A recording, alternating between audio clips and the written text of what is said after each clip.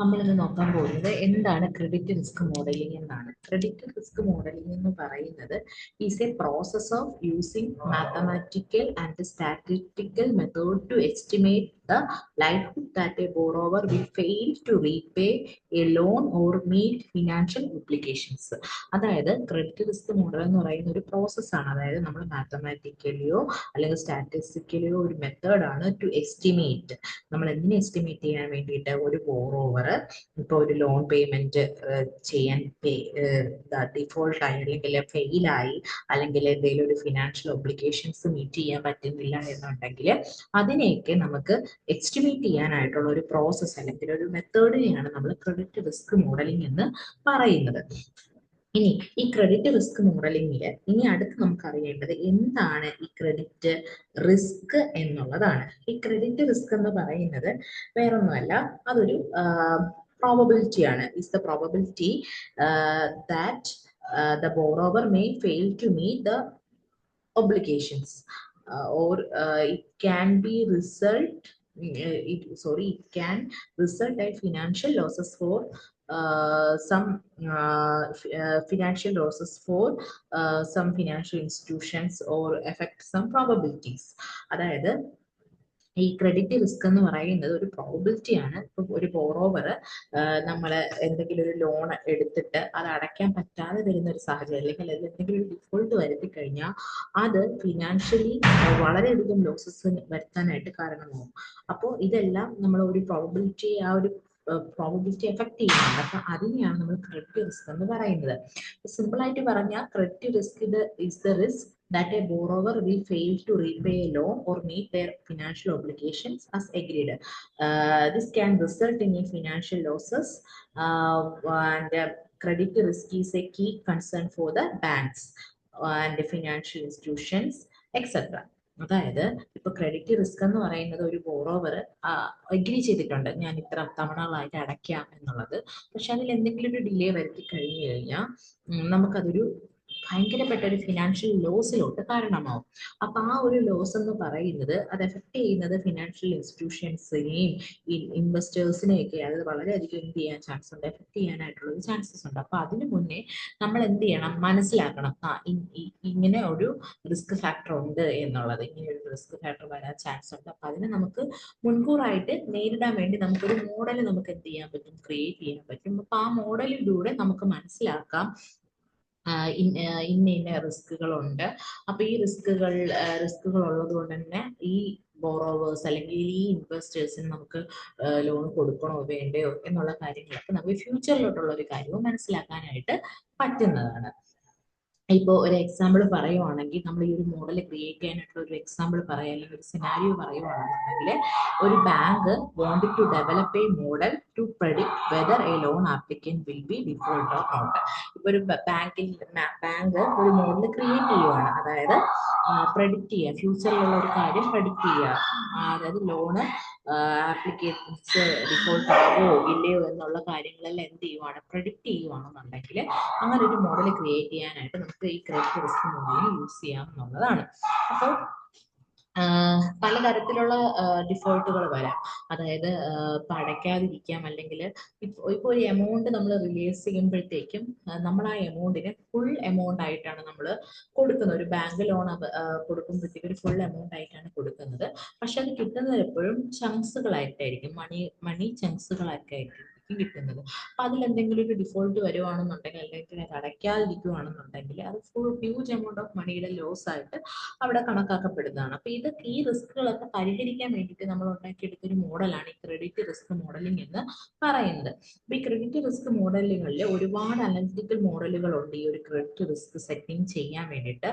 അതിൽ one of the example ആണ് application score card എന്ന് പറയുന്ന ഒരു മോഡല്.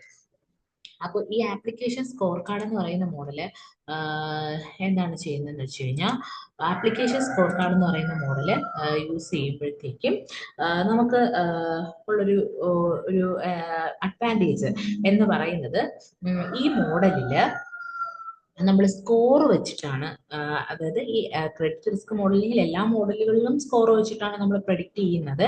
ആ ഒരു ബോറോവർ ഗുഡ് ആണോ ബാഡ് ആണോ എന്നൊക്കെ പ്രഡിക്റ്റ് ചെയ്യുന്നത്. ഇവിടെ അവരുടെ ആപ്ലിക്കേഷൻ ബേസ് ചെയ്തിട്ടുള്ള കുറച്ച് ഡീറ്റെയിൽസ് കളക്ട് ചെയ്തിട്ടാണ് ആ ഒരു പേഴ്സണെ ഗുഡ് ആണോ ബാഡ് ആണോ എന്ന് നമ്മൾ ഫിക്സ് ചെയ്യുന്നത്. അപ്പൊ അതിന് അവരൊരു സ്കോർ നമ്മൾ എന്ത് ചെയ്യുന്നുണ്ട്, ആ ഒരു പേഴ്സണ് കൊടുക്കുന്നുണ്ട്. അപ്പോൾ ഈ സ്കോർ എന്ന് പറയുന്നത് ഹൈ ആണെങ്കിൽ, അതായത് റിസ്ക് ഫാക്ടർ കുറവാണെന്നാണ് അർത്ഥം. സ്കോർ ലോ ആണെങ്കിൽ ആ പേഴ്സൺ റിസ്ക് ഫാക്ടർ കൂടിയ ആളാണെന്നാണ് അർത്ഥം. അപ്പൊ നമ്മൾ അങ്ങനെയാണ് ആ ഒരു സ്കോറിംഗ് കാൽക്കുലേഷൻസ് ഒക്കെ നമ്മൾ അതിനെ നോക്കുന്നത്. അപ്പൊ അതൊക്കെ പോട്ടെ. ആപ്ലിക്കേഷൻ സ്കോർ കാർഡ് എന്ന് പറയുന്നത് ഒരു ക്രെഡിറ്റ് റിസ്ക് മോഡലിംഗിന്റെ വൺ ഓഫ് ദ എക്സാമ്പിൾ മെത്തേഡാണ്. ഈ മെത്തേഡിനകത്ത് this are the models that score credit application based on their the credit worthiness. ഇവിടെ രണ്ട് സ്നാപ്ഷോട്ടുകൾ വെച്ചിട്ടാണ് നമ്മൾ ഈ ഒരു ആപ്ലിക്കേഷൻ സ്കോർ കാർഡിനെ എക്സ്പ്ലെയിൻ ചെയ്യാൻ പോകുന്നത്. അപ്പൊ ഇവിടെ രണ്ട് കാര്യങ്ങൾ നോക്കുന്നുണ്ട്. ഒന്നാമത്തെ കാര്യം എന്ന് പറയുന്നത് application and credit bureau information at the loan organisation. ഫസ്റ്റത്തെ സ്നാപ്ഷോട്ട് എന്ന് വെച്ചാൽ അതാണ്. അവിടെ ആപ്ലിക്കേഷൻ ഡേറ്റയും നോക്കുന്നുണ്ട്, ക്രെഡിറ്റ് ബ്യൂറോ ഡേറ്റയും അവർ ചെക്ക് ചെയ്യുന്നുണ്ട്.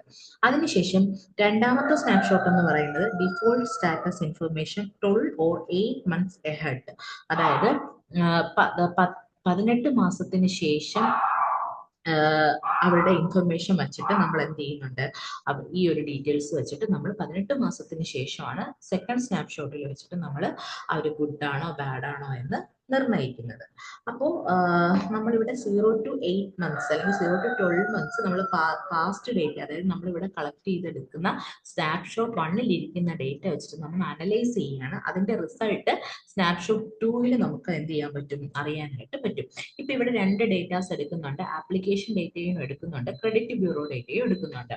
അപ്പോൾ ആപ്ലിക്കേഷൻ ഡേറ്റയ്ക്കകത്തുള്ള കണ്ടീഷനുകൾ അവർ കളക്ട് ചെയ്യുന്ന ഇൻഫർമേഷൻസ് ആണ് നമ്മളുടെ എന്താണ് age, income, material status, saving accounts പോലുള്ള ഡീറ്റെയിൽസ് നമ്മൾ ആപ്ലിക്കേഷൻ കൊടുക്കുന്ന ടൈമിലുള്ള ഡീറ്റെയിൽസ് എല്ലാം നമ്മൾ അവിടെ എന്ത് ചെയ്യുന്നുണ്ട്, അനലൈസ് ചെയ്യുന്നുണ്ട്. രണ്ടാമത്തത് ക്രെഡിറ്റ് ബ്യൂറോ ഡേറ്റയാണ്. ക്രെഡിറ്റ് ബ്യൂറോ ഡേറ്റയിനകത്ത് നമുക്ക് ബ്യൂറോ സ്കോർ എത്രയാണ് വരുന്നത് എന്നുള്ളത്, അല്ലെങ്കിൽ ഡെലിക്കേറ്റ് ഹിസ്റ്ററി എന്ന് പറഞ്ഞാൽ എന്തെങ്കിലുമൊക്കെ പെൻഡിങ് വരുത്തിയിട്ടുണ്ടോ, മുന്നേ ഉള്ള എന്തെങ്കിലും എമൗണ്ട് പെൻഡിങ് വരുത്തിയിട്ടുണ്ടോ എന്നൊക്കെ നോക്കുന്നുണ്ട്. പിന്നെ നമ്പർ ഓഫ് ബ്യൂറോ ചെക്സ് എന്ന് വെച്ചാൽ ട്രസ്റ്റ് വർത്തി ആയിട്ടുള്ള ഒരു പേഴ്സൺ ആണെങ്കിൽ നമ്മൾ അവിടെ ഒരു നമ്പറിങ് കൊടുക്കും, ഒരു ഐഡന്റിഫൈയിങ് നമ്പറിങ് കൊടുക്കും. അതിനാണ് നമ്പർ ഓഫ് ബ്യൂറോ ചെക്സ് എന്ന് പറയുന്നത്.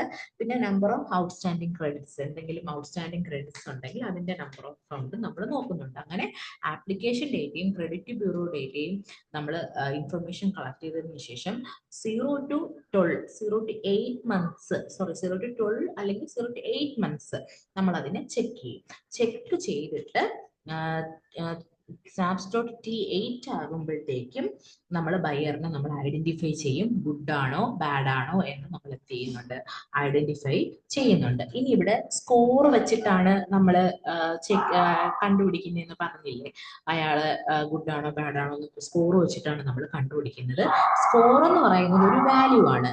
ഇറ്റ് കാൽക്കുലേറ്റ് ടേംസ് ഓഫ് ലോഗോഡ്സ് എന്ന് പറയുന്ന ഒരു ടേമിൽ നമ്മൾ സ്കോർ എന്ന് പറയുന്ന ഒരു വാല്യൂ നമ്മൾ എന്ത് ചെയ്യുന്നുണ്ട്, ഫൈൻഡ് ചെയ്യുന്നുണ്ട്. അതായത് ഈ ഡീറ്റെയിൽസിനൊക്കെ ഒരു പേഴ്സണ് നമ്മൾ സ്കോർ കൊടുക്കും. അപ്പൊ ഈ സ്കോറുകളുടെ ടോട്ടൽ കൗണ്ട് എടുത്തിട്ടാണ് നമ്മൾ ആ ഒരു പേഴ്സണെ നമ്മൾ നിർണ്ണയിക്കുന്നത്. ഓക്കെ, ഈ person is A good person, this person is A bad person എന്ന് നമ്മൾ എന്ത് ചെയ്യുന്നത്, നിർണ്ണയിക്കുന്നത്. ഇനി നെക്സ്റ്റ് പറയുമ്പോഴത്തേക്കും ഓക്കെ, അപ്പൊ ഞാൻ പറഞ്ഞില്ലേ നമ്മൾ സ്കോർ വെച്ചിട്ടാണ് ഒരു പേഴ്സണെ നമ്മൾ ഗുഡ് ആണോ ബാഡ് ആണോ എന്ന് തീരുമാനിക്കുന്നത്.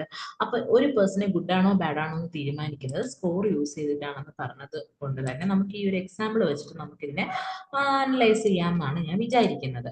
അതായത് ഇപ്പൊ പറയുമ്പോഴത്തേക്കും നമ്മൾ സ്കോറിനെ ലോഗോഡ്സ് എന്ന് പറയുന്ന ഒരു ടേം യൂസ് ചെയ്തിട്ടാണ് നമ്മളിവിടെ ഐഡന്റിഫൈ ചെയ്യുന്നത് എന്നുള്ളത് ഞാൻ പറഞ്ഞതാണ്. ഇതെന്ന് പറയുന്നത് it is A type of prediction ആണ്. അതായത് ഒരു പ്രോബബിലിറ്റി ആണ് നമ്മൾ ഈ ലോഗോഡ്സ് വെച്ചിട്ട് ചെക്ക് ചെയ്യുന്നത്. അതായത് ഗുഡ് ആണോ ബാഡ് ആണോ എന്നുള്ള ഗുഡ് ഓഡ്സും ഉണ്ട് ബാഡ് ഓഡ്സും ഉണ്ട്. ഇപ്പൊ നമ്മൾ അങ്ങനെ ചെക്ക് ചെയ്യാണ് ചെയ്യുന്നത്. ഫോർ എക്സാമ്പിൾ ഇപ്പൊ ഇവിടെ പറയുവാണെന്നുണ്ടെങ്കിൽ, ഇപ്പൊ നമ്മൾ സ്കോർ കാൽക്കുലേറ്റ് ചെയ്യുന്ന പറയുകയാണെന്നുണ്ടെങ്കിൽ, ഇതൊരു ഡേറ്റാ സെറ്റ് ആണ്. ഈ ഡേറ്റാ സെറ്റിനകത്ത് കുറെ ക്യാരക്ടറിസ്റ്റിക്സ് നെയിം ഉണ്ട്, അതിന്റെ ആട്രിബ്യൂട്ട്സ് ഉണ്ട്, പോയിന്റ്സ് ഉണ്ട്. ഇപ്പോൾ ഈ ആട്രിബ്യൂട്ട്സ് വെച്ചിട്ടാണ് നമ്മൾ ഒരു പേഴ്സന്റെ സ്കോർ നമ്മൾ എന്ത് ചെയ്യുന്നത്, കണ്ടുപിടിക്കുന്നത്. നമ്മൾ ഈ ഡീറ്റെയിൽസ് ഒക്കെയാണ് നമ്മൾ സ്നാപ്ഷോട്ടുകളിൽ കളക്ട് ചെയ്തെടുക്കുന്നത്. ഇപ്പൊ ഏജ് 1 ആണെന്നുണ്ടെങ്കിൽ, അതായത് ഏജ് 1 എന്ന് പറയുന്നത് അപ് ടു 26 വരെയുള്ള ഏജ് ആണെന്നുണ്ടെങ്കിൽ നമുക്ക് ആ പേഴ്സണ് 100 പോയിന്റ്സ് കൊടുക്കാം. ഏജ് 2 ആണെന്നുണ്ടെങ്കിൽ, അതായത് ഏജ് 2 എന്ന് ഉദ്ദേശിക്കുന്നത് അതിന്റെ വാല്യൂ റേറ്റ് എന്ന് പറയുന്നത് 26 to 35 ഇയേഴ്സിന് ഇടയിലാണെന്നുണ്ടെങ്കിൽ നമുക്ക് ആ പേഴ്സണ് 120 കൊടുക്കാം. അങ്ങനെ ഏജിന് നമ്മൾ ഇത്രയും, അതായത് 37+ ഏജ് ഉള്ള ഒരാൾക്കാണെങ്കിൽ 225 പോയിന്റ്സ് നമുക്ക് കൊടുക്കാം. ഇനി എംപ്ലോയി സ്റ്റാറ്റസ്, എംപ്ലോയിഡ് ആണെന്നുണ്ടെങ്കിൽ 90, അൺഎംപ്ലോയിഡ് ആണെങ്കിൽ 180 പോയിന്റും നമ്മൾ കൊടുക്കുന്നുണ്ട്. അങ്ങനെ സാലറി ഇപ്പൊ 500 വരെയുള്ള സാലറി ആണെന്നുണ്ടെങ്കിൽ 120 പോയിന്റ്സ് കൊടുക്കും. നമ്മൾ അങ്ങനെ സാലറിയുടെ ആ ഒരു റേഷ്യോ വെച്ചിട്ടും നമ്മൾ എന്ത് ചെയ്യുന്നുണ്ട്, സ്കോർ കൊടുക്കുന്നുണ്ട്. അതായത് ഒരു പേഴ്സൺ വന്ന ഏജ് ഏതിൽ കാറ്റഗറി പെടും, എംപ്ലോയി സ്റ്റാറ്റസ് ഏത് കാറ്റഗറി പെടും, സാലറി ഏത് കാറ്റഗറി പെടും എന്നുള്ള കാര്യങ്ങൾ വെച്ചിട്ടാണ് ആ പേഴ്സണെ നമുക്ക് ആ പേഴ്സന്റെ ടോട്ടൽ സ്കോർ നമ്മൾ എന്ത് ചെയ്യുന്നത്, കണക്കാക്കുന്നത്.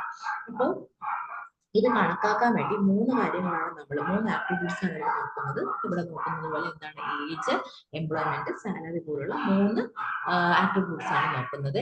ഈ ആട്രിബ്യൂട്ട്സ് നോക്കുന്നത് എങ്ങനെയാണെന്ന് വെച്ചാൽ ഹൂയുടെ ബേസിസിലാണ്. ഹൂയി എന്ന് വെച്ചാൽ വെയിറ്റ് ഓഫ് എവിഡൻസ് ആണ്. നമ്മൾ കുറെ എവിഡൻസുകൾ കളക്ട് ചെയ്ത് വെച്ചിട്ടുണ്ടല്ലോ, ആ ഒരു എവിഡൻസിന്റെ ബേസ് ചെയ്തിട്ടാണ് നമ്മൾ ഒരു പേഴ്സന്റെ സ്കോർ എന്ത് ചെയ്യുന്നത്, നിർണ്ണയിക്കുന്നത്.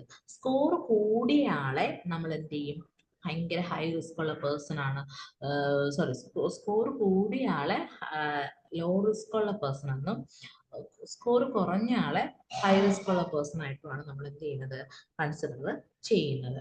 ഇപ്പോൾ ഒരു എക്സാമ്പിൾ പറയുവാണെന്നുണ്ടെങ്കിൽ,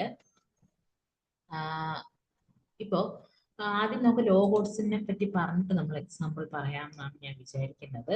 അപ്പൊ ഞാനിവിടെ പറഞ്ഞിട്ടിരുന്ന ലോഗോഡ്സിന്റെ കാര്യമാണ്. ലോഗോഡ്സ് എന്ന് പറയുന്നത് ഗുഡ് ആണോ ബാഡ് ആണോ എന്ന് ഒരു കസ്റ്റമറിനെ ക്ലാസിഫൈ ചെയ്യുന്ന ആ ഒരു റെപ്രസെന്റേഷൻ ആണ് ലോഗോഡ്സ് എന്ന് പറയുന്നത്. അതിന് 3 കാറ്റഗറീസ് ഉണ്ടെന്ന് ഞാൻ പറഞ്ഞു. ഏജ്, എംപ്ലോയ്മെന്റ് സ്റ്റാറ്റസ്, പിന്നെ എന്താണ്, സാലറി. അതാണ് ഈ 3 കാറ്റഗറി.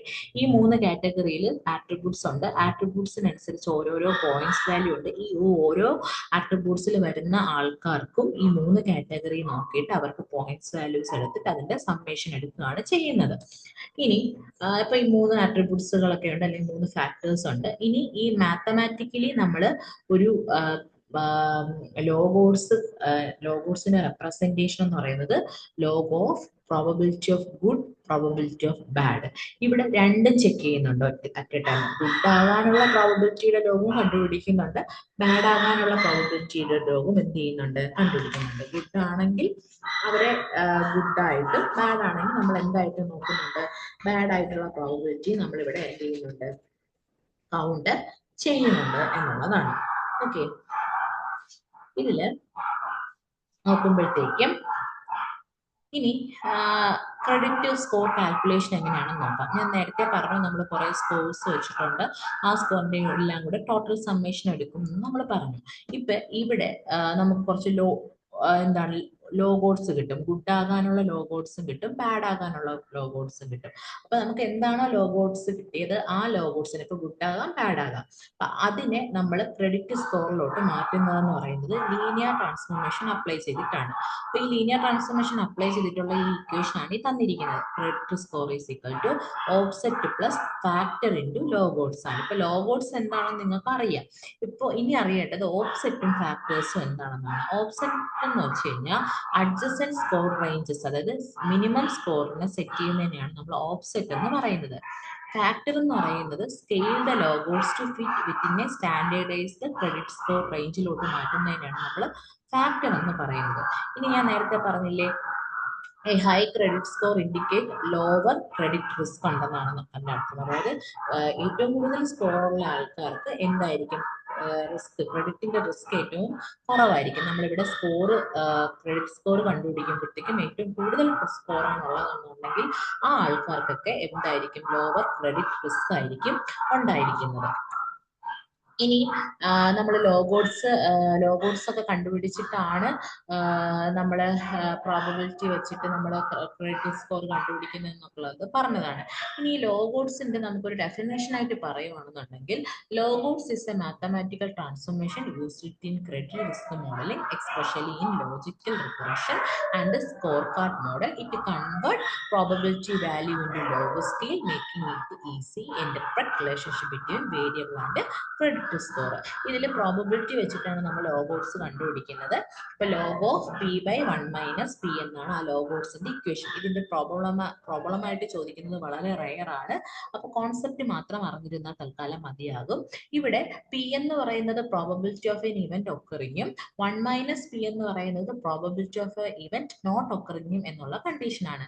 ഇതിന്റെ നാച്ചുറൽ ലോഗരിതം യൂസ് ചെയ്തിട്ട് കണ്ടുപിടിച്ചതിന് ശേഷമാണ് നമ്മളിവിടെ ലോഗോഡ്സ് കണ്ടുപിടിക്കുന്നത്. ഇപ്പൊ ഫോർ എക്സാമ്പിൾ, ഇതൊരു ടിപ്പിക്കലി നമ്മൾ കണ്ടുപിടിക്കുന്ന ലോഗോഡ്സിന്റെ ഒരു എക്സ്പ്രഷൻ ആണ്.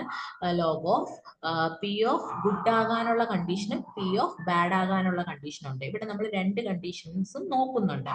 ഇവിടെ ഗുഡ് ആകാനുള്ള കണ്ടീഷൻ എന്ന് പറയുമ്പോഴത്തേക്കും കസ്റ്റമർ അവരുടെ ഗുഡ് ആകാനുള്ള ഏജ്, എംപ്ലോയ്മെന്റ്, സാലറി ഡീറ്റെയിൽസ് നമ്മൾ നോക്കും.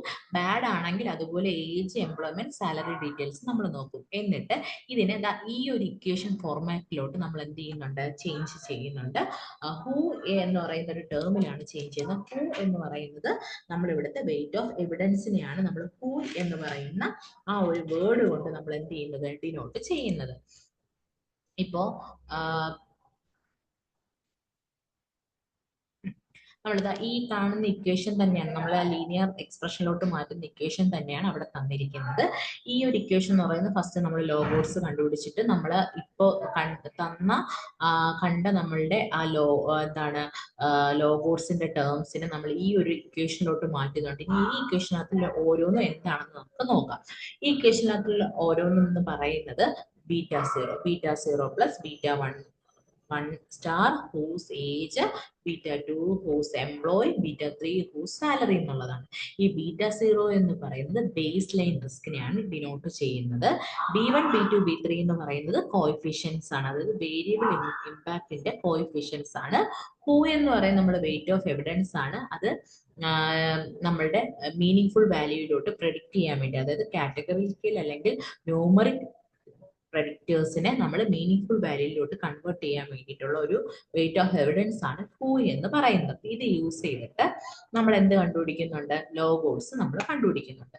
ആ ലോഗോഡ്സ് കണ്ടുപിടിച്ചതിന് ശേഷം ആ ലോഗോഡ്സ് ഇൻറ്റു ഫാക്ടർ പ്ലസ് ഓപ്സെറ്റ് എന്ന് പറഞ്ഞ ഒരു ഇക്വേഷൻ വെച്ചിട്ടാണ് നമ്മൾ അവിടെ സ്കോർ കാൽക്കുലേറ്റ് ചെയ്യുന്നത്. ഇത് ഞാൻ കുറച്ച് മുന്നേ പറഞ്ഞതാണ്, ജസ്റ്റ് ഒന്ന് റിപ്പീറ്റ് ചെയ്തതേ ഉള്ളൂ. അപ്പോൾ സ്കോർ കിട്ടിക്കഴിഞ്ഞു കഴിഞ്ഞാൽ നമുക്ക് ആ ഒരു പേഴ്സണെ ഹൈ റിസ്ക് ആണോ ലോ റിസ്ക് ആണോ എന്നുള്ള രീതിയിൽ നമുക്ക് ആ പേഴ്സണെ തരംതിരിക്കാനായിട്ട് പറ്റും. ഇപ്പോൾ ഇവിടെ ഒരു എക്സാമ്പിൾ പറഞ്ഞിട്ടുണ്ട്.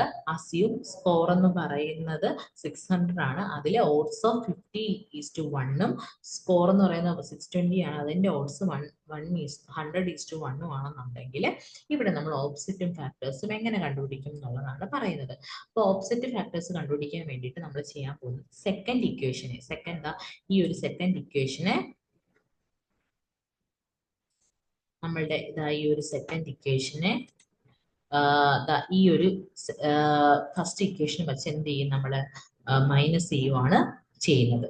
നമ്മളവിടെ അതിന്റെ ഡിഫറൻസ് കണ്ടുപിടിക്കുകയാണ് ചെയ്യുന്നത്. ഫസ്റ്റത്തെ സോൾവിങ് ഫാക്ടറിന്റെ ഇക്വേഷൻ ചെയ്യുന്നത് എങ്ങനെയാണ്, ഫസ്റ്റ് ഇക്വേഷനിൽ നിന്ന് സെക്കൻഡ് ഇക്വേഷനിൽ നിന്ന് ഫസ്റ്റ് ഇക്വേഷൻ നമ്മൾ ഡിഫറൻസ് എടുക്കുമ്പോൾ റൈറ്റ് സൈഡും ലെഫ്റ്റ് സൈഡും അതത് റൈറ്റ് ലെഫ്റ്റ് വെച്ചിട്ടാണ് നമ്മൾ ഡിഫറൻസ് എടുക്കുന്നത്. അപ്പോൾ 620 - 600 equal to factors of log 100 - log 50 ആണ്. ഈ ലോഗ് 100ന്റെ വാല്യൂ കണ്ടുപിടിക്കുക, ലോഗ് 50യുടെ വാല്യൂ കണ്ടുപിടിക്കുക, അതിന്റെ ഡിഫറൻസ് നമ്മൾ കൊടുക്കുക. അതിനുശേഷം നമ്മളിവിടെ ഫാക്ടർ കണ്ടുപിടിക്കണം. ഫാക്ടർ കണ്ടുപിടിക്കാൻ വേണ്ടിയിട്ട് നമുക്കറിയാം, ഇപ്പോൾ ഫാക്ടർ എന്ന് പറയുന്നത് 620 - 600 എന്ന് പറയുമ്പോൾ ഇവിടെ 20 ആയി. 20 ഈക്വൽ ടു ഫാക്ടർ ഇൻറ്റു ഈ ഒരു പോയിന്റ് വാല്യൂ ആണ്. അപ്പോൾ ഫാക്ടർ കണ്ടുപിടിക്കാൻ വേണ്ടി 20 ബൈ ആ പോയിന്റ് വാല്യൂ ഡിവൈഡ് ചെയ്യുമ്പോൾ നമുക്ക് 28.87 എന്ന് പറയുന്ന ഫാക്ടർ നമുക്ക് കിട്ടും. ഇനി ആ ഫാക്ടറിനെ നമ്മളിവിടെ പുട്ട് ചെയ്യും, ഈ ഒരു ഇക്വേഷനകത്ത് പുട്ട് ചെയ്യും. പുട്ട് ചെയ്യുമ്പോഴത്തേക്കും ഓഫ്സെറ്റും ഫാക്ടറും കോൺസ്റ്റന്റുകളാണ്. ഓഡ്സ് എന്ന് പറയുന്ന പ്രോബബിലിറ്റി ആണ് ഡിഫൈൻ ചെയ്യുന്നത് എന്നുള്ള കാര്യങ്ങളൊക്കെയാണ് ഇവിടെ പറയുന്നത്. എന്നിട്ട് ഇവിടെ ഫാക്ടറിന്റെ അവിടെ നമ്മൾ എന്ത് ചെയ്യും, ആ ഇക്വേഷനകത്ത് പുട്ട് ചെയ്യുമ്പോഴത്തേക്കും നമുക്കിവിടെ എത്ര 28.87 ഇൻറ്റു ലോഗ് 15 ഒന്നാമത്തെ ഇക്വേഷനിലാണ് ഞാൻ പുട്ട് ചെയ്യുന്നത്. അപ്പൊ ലോഗ് 15 ആണ്. അപ്പൊ അത് കൊടുക്കുമ്പോഴത്തേക്ക് നമുക്ക് അവിടെ ഓഫ്സെറ്റിന്റെ വാല്യൂ കിട്ടും. ഇപ്പൊ നമുക്ക് ഫാക്ടറും ഉണ്ട് ഓഫ്സെറ്റും ഉണ്ട്. അത് വെച്ചിട്ട് നമ്മൾ എന്ത് കണക്കാക്കും, സ്കോർ നമ്മളിവിടെ കണ്ടുപിടിക്കും. സ്കോർ കണ്ടുപിടിക്കും. അപ്പോ ആ കിട്ടുന്ന സ്കോർ വെച്ചിട്ട് സ്കോർ നമ്മൾ അവിടെ എന്ത് ചെയ്യുന്നുണ്ട്, കണ്ടുപിടിക്കുന്നുണ്ട്. അപ്പോൾ ഇനി നമ്മളെ കയ്യില് അത് കറക്റ്റ് ആണെന്ന് അറിയാൻ വേണ്ടിയിട്ടാണ്, അതായത് 600 എന്ന് പറയുന്ന സ്കോർ കിട്ടുമെന്ന് നോക്കിയിട്ടാണ് നമ്മൾ അവിടെ ഐഡന്റിഫൈ ചെയ്യുന്നത്. നമ്മൾ കണ്ടുപിടിച്ച ഫാക്ടറും അതുപോലെ ഓഫ്സെറ്റും കറക്റ്റ് ആണ് എന്നുള്ളത് നമ്മൾ ഐഡന്റിഫൈ ചെയ്യുന്നത്. അതിന് വേണ്ടിയിട്ടാണ് ഫൈനലൈസ് ചെയ്ത് ജസ്റ്റ് ഒന്ന് സ്കോർ ഒന്നുകൂടെ നമ്മൾ എന്ത് ചെയ്ത് നോക്കുന്നത്, കണ്ടുപിടിച്ച് നോക്കുന്നത്. ഇനി നെക്സ്റ്റ് ചെയ്യുന്നതെന്ന് പറയുന്നത്, ഇപ്പോൾ ഒരു ഫോർ എക്സാമ്പിൾ ഇപ്പൊ കിട്ടി, ഇപ്പൊ നമ്മളെ കയ്യിൽ ഓഫ്സെറ്റും ഫാക്ടറും ഉണ്ട്. എന്നിട്ട് നമ്മളിപ്പോ കണ്ടുപിടിക്കുവാണ് ഒരു ക്വസ്റ്റ്യൻ 75:1 എന്ന് പറയുന്നതാണ് അവിടുത്തെ ഓഡ്സ് എന്നുണ്ടെങ്കിൽ അതിന്റെ സ്കോർ നമ്മൾ എന്ത് ചെയ്യുന്നുണ്ട്, ഇതേപോലെ ഇക്വേഷൻസ് യൂസ് ചെയ്തിട്ട് നമ്മൾ എന്ത് ചെയ്യുന്നുണ്ട്, കണ്ടുപിടിക്കുന്നുണ്ട്. ഇവിടുത്തെ ഒരു ഗുഡ് തിങ് എന്താണെന്ന് വെച്ച് കഴിഞ്ഞാൽ ഇവിടെ നമുക്ക് ഓഫ്സെറ്റും ഫാക്ടേഴ്സ് നമ്മൾ ഓൾറെഡി എന്ത് ചെയ്തിട്ടുണ്ട്, കാൽക്കുലേറ്റ് ചെയ്തിട്ടുണ്ട്. അപ്പൊ നമുക്ക് അങ്ങനെ നമുക്കൊരു സ്കോർ ടേബിൾ എന്ത് ചെയ്യാൻ പറ്റും, ഉണ്ടാക്കിയെടുക്കാൻ പറ്റും.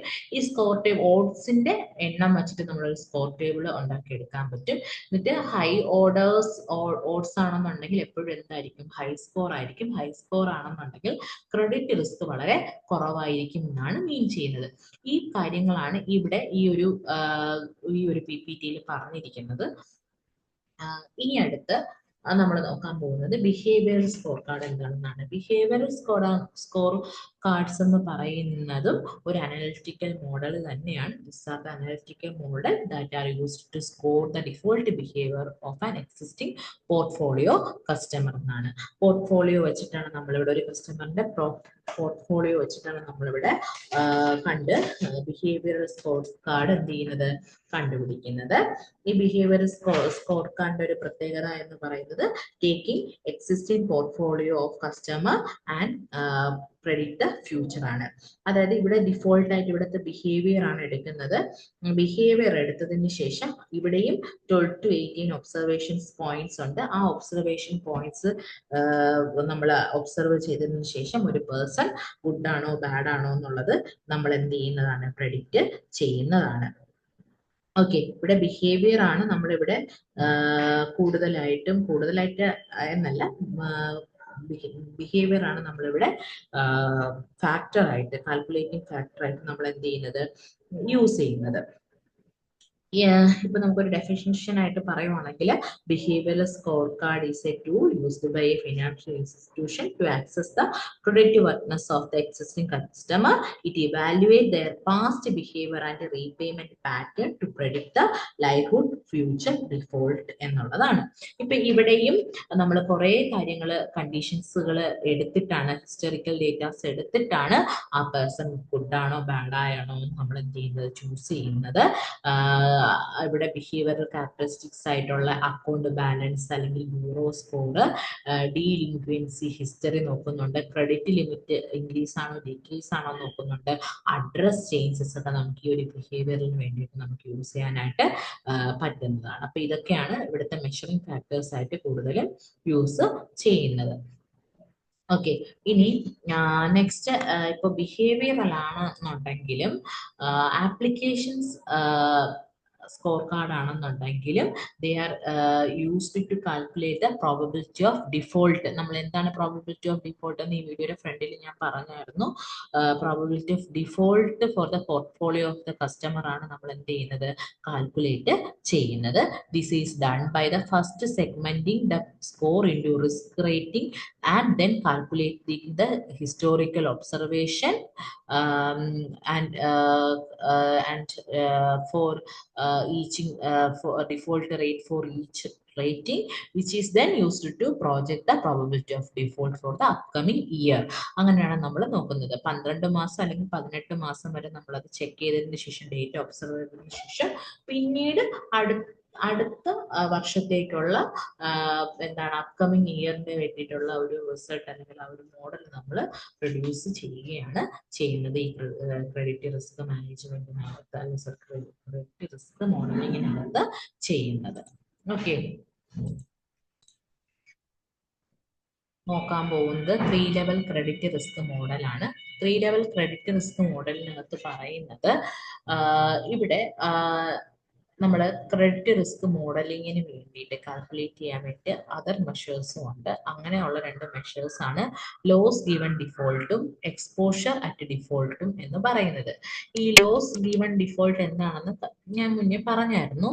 ഈ ലോസ് ഗിവൺ ഡിഫോൾട്ട് എന്ന് പറഞ്ഞു കഴിഞ്ഞാൽ it measure the economic loss expressed as a percentage of the outstanding loan amount and is typically estimated using linear regression or regression tree ആണ്.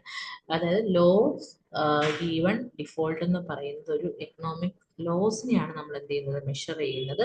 അതിപ്പോൾ ഔട്ട്സ്റ്റാൻഡിങ് ലോൺ എമൗണ്ടിന്റെ പെർസെൻറ്റേജ് ആയിട്ട് എക്സ്പ്രസ് ചെയ്തിട്ടുള്ള ഒരു economic ലോസിനെ measure ചെയ്യാനായിട്ട് use ചെയ്യുന്നത് അതിന് linear regression അല്ലെങ്കിൽ regression tree use ചെയ്യാറുണ്ട് ഈ എസ്റ്റിമേഷന്. നെക്സ്റ്റ് എന്ന് പറയുന്നത് EAD എക്സ്പോഷർ അറ്റ് ഡിഫോൾട്ട് എന്ന് പറയുന്ന ഒരു കോൺസെപ്റ്റ് ആണ്. ഇത് റെപ്രസെന്റ് ദ ഔട്ട്സ്റ്റാൻഡിങ് ബാലൻസ്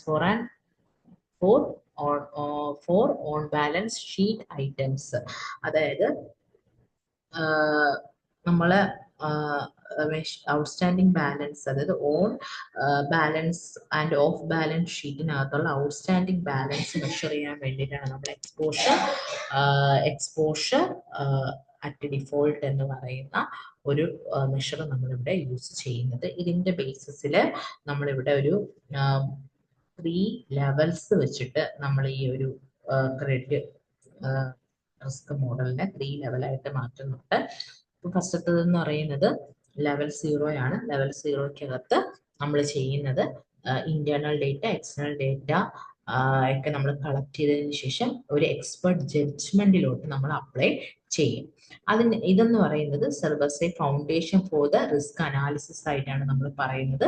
അതുപോലെ providing raw input for the മോഡലാണ് ഈ ഒരു ലെവൽ 0 എന്ന് പറയുന്നത്. ഇനി ലെവൽ 1 എന്ന് പറയുന്നത് utilise the model score card and techniques like logistic regression to process the data. ഈ കളക്ട് ചെയ്ത ഡേറ്റയ്ക്കകത്ത് നമ്മൾ ഏതെങ്കിലും മോഡലുകളോ സ്കോർ കാർഡുകളോ അല്ലെങ്കിൽ വേറെ ഏതെങ്കിലും ഒരു ലോജിസ്റ്റിക് റിഗ്രഷൻ പോലുള്ള ടെക്നിക് യൂസ് ചെയ്തിട്ട് നമ്മൾ ഡേറ്റയെ പ്രോസസ് ചെയ്യുന്നുണ്ട്. ഇവിടെ എന്ന് പറയുന്നത് focus on analysing predictive wetness using statistical മോഡലാണ്. ലെവൽ 2 വരുമ്പോഴത്തേക്കും റിസ്ക് റേറ്റിംഗിനെയാണ് ഡിഫൈൻ ചെയ്യുന്നത്.